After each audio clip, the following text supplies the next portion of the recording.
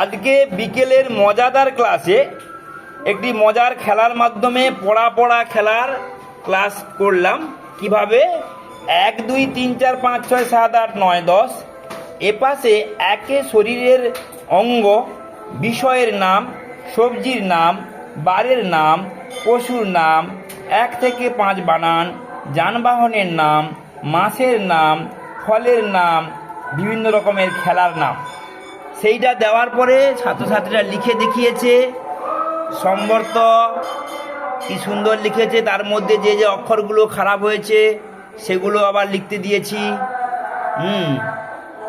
দেখুন কত সুন্দরভাবে ছাত্রছাত্রীরা লিখেছে।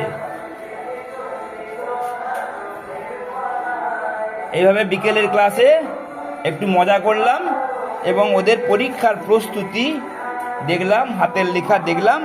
সবাই ভালো থাকবে, একটু টাটা করে দাও।